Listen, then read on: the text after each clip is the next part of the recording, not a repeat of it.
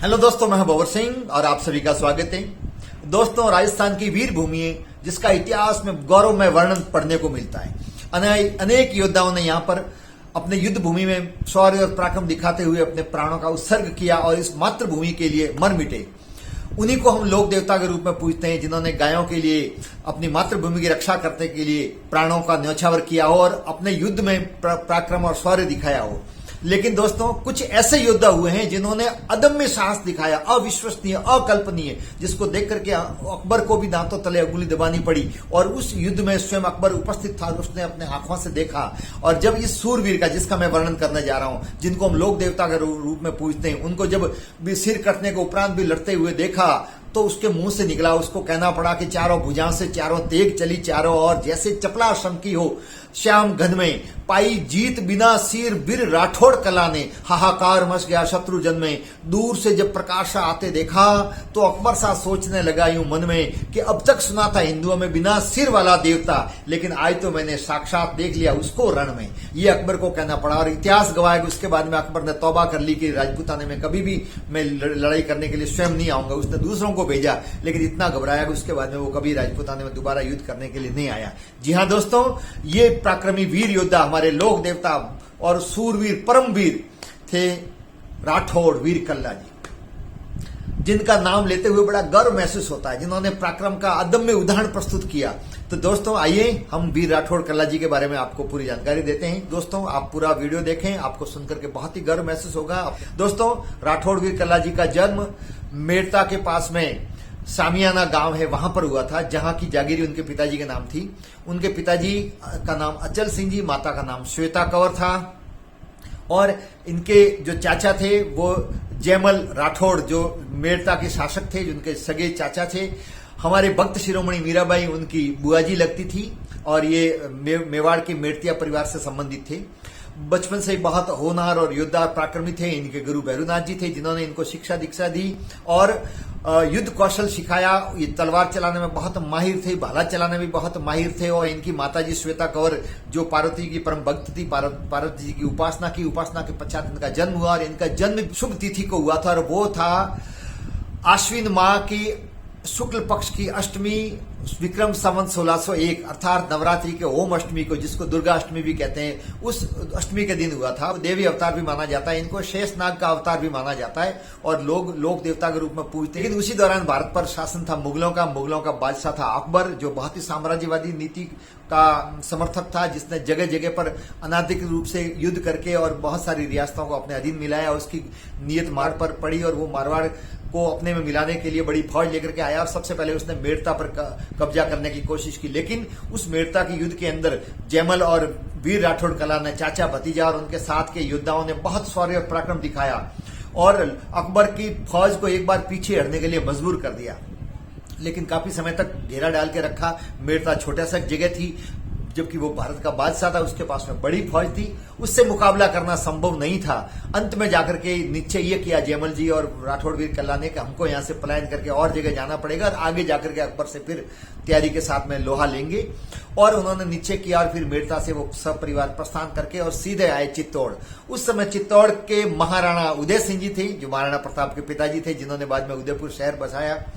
तो चित्तौड़ आए। चित्तौड़ आने पर उनका भव्य स्वागत किया गया। चूंकि महाराणा उदय सिंह जी जयमल और वीर राठौड़ कल्ला की वीरता के बारे में सुन रखा था, उनको जानते थे अच्छी तरह से, इसलिए उनको खुशी हुई कि मेरी फौज के अंदर ऐसे वीर योद्धाओं ने एक सहयोग देने का निश्चय किया।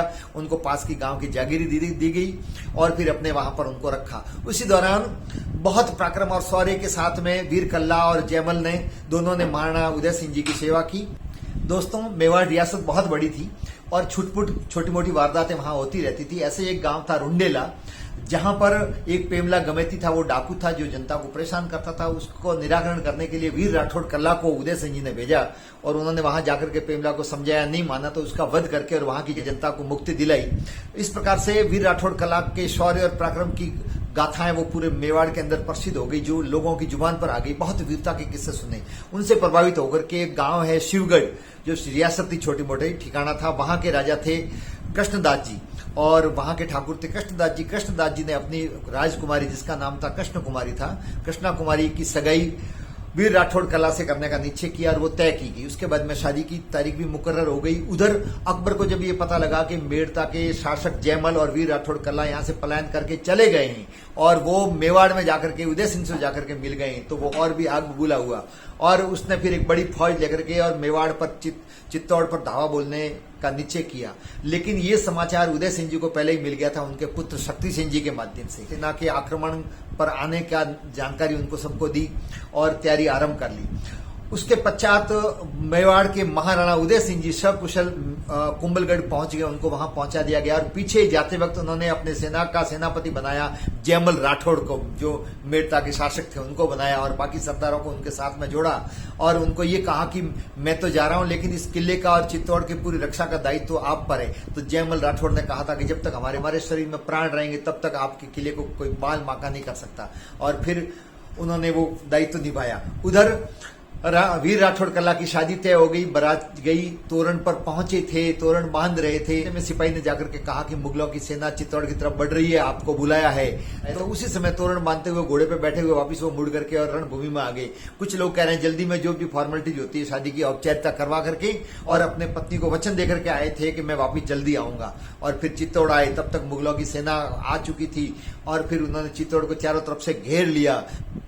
अब दोनों के बीच में घमासान युद्ध हुआ, दरवाजे खोल दिए गए, जय भवानी के नारों के साथ में तलवार लेकर के और राजपूत सैनिक टूट पड़े मुगलों की सेना पर और देखते देखते लाशों के ढेर लग गए मुगलों की सेना के। और एक बार मुगलों की सेना में हाहाकार मच गया। वीर राठौड़ कला, जयमल और समंत सरदारों ने और उनके सिपाहियों ने तन मन से वीरता के साथ में लड़ाई लड़ी। लेकिन इस लड़ाई के दौरान ही जयमल जी घायल हो गए, उनके बंदूक की गोली पांव में लगी, घायल हो गए। घायल होने के उपरांत भी वो बैठे नहीं, उन्होंने अपने भतीज वीर राठौड़ कला को कहा कि तुम मुझे अपने कंधे पे बैठाओ और तुम भी लड़ना और मैं भी लड़ूंगा। वीर राठौड़ कला ने अपने कंधे पर अपने चाचा जयमल जी को बैठाया, जयमल जी के दोनों हाथों में तलवार और वीर राठौड़ कला के हाथ में दोनों हाथों में तलवार। अब ऐसा दृश्य लग रहा था जैसे एक व्यक्ति के चार भुजाएं हो, दो राठौड़ कला की और दो जयमल जी की और दो सिर हो। और ये जब दोनों ही चाचा भतीजा लड़ रहे थे तो उनके पराक्रम और शौर्य को देख करके मुगलों की सेना के छक्के छूट गए, वो रणभूमि से इधर उधर भागने लगे। अकबर दूर से देख रहा था तो वो भी देख करके हैरान हो गया कि मैंने तो आज तक सुना था चार हाथ वाला और दो सिर वाला देवता, लेकिन ये तो साक्षात मैं देख रहा हूं।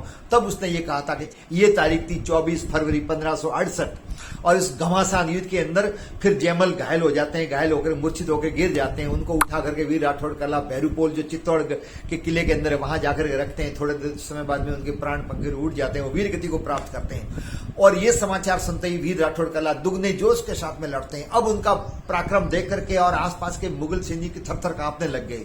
लेकिन किसी मुगल ने सिपाही ने पीछे से वार करके गर्दन धड़ से अलग हो गई।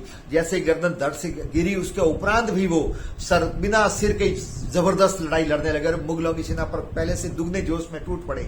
ये देख करके सेना तितर बितर हो गई और सबको किसी को कोई उपाय नहीं सूझ रहा था कि इससे कैसे पार पाया जाए। ऐसा शौर्य और पराक्रम वीर राठौड़ कला ने सर कटने के बाद में भी दिखाया।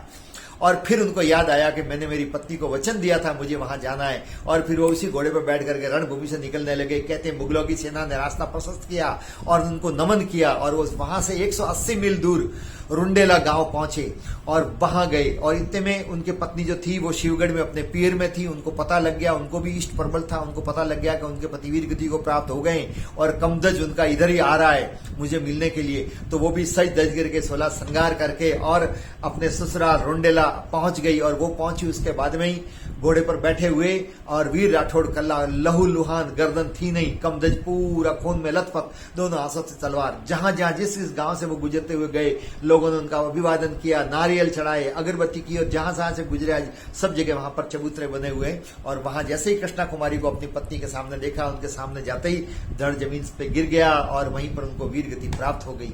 लेकिन कृष्णा कुमारी ने उसी समय उनको ससम्मान उठाया, गोद में बैठाया और भगवती का स्मरण किया, भैरू जी का स्मरण किया। और कहते हैं कि चित्तौड़ से सिर है वो सीधा वहां पर आया और आकर के और राठौड़ वीर कल्ला के धड़ से सिर जुड़ गया। और उसके बाद में उनके चाचा ने उनको अग्नि दी और अग्नि के अंदर उनके पीछे कृष्णा कुमारी सती हो गई और वीर गति को प्राप्त। हालांकि वहां पर लोग आज भी श्रद्धा से शीश झुकाने जाते हैं। जो बहरे होते हैं, गूंगे होते हैं, जो मंदबुद्धि होते हैं, जिनको कुत्ता काट लेता है, जिनको सांप डस लेता है, ऐसे लोग वहां पर जाते हैं, मन्नत मांगते हैं और उनको ठीक भी होते हैं। जगह जगह गांव गांव में उनके वीर राठौड़ कल्ला जी के स्थान हैं जहां पर लोग श्रद्धा से शीश झुकाने जाते हैं। तो दोस्तों, आपको ये वीर गाथा वीर राठौड़ कल्ला की कैसी लगी? आप जरूर चैनल को सब्सक्राइब करें, लाइक करें, कमेंट्स करें, शेयर करें। आप सबका बहुत बहुत धन्यवाद। जय हिंद।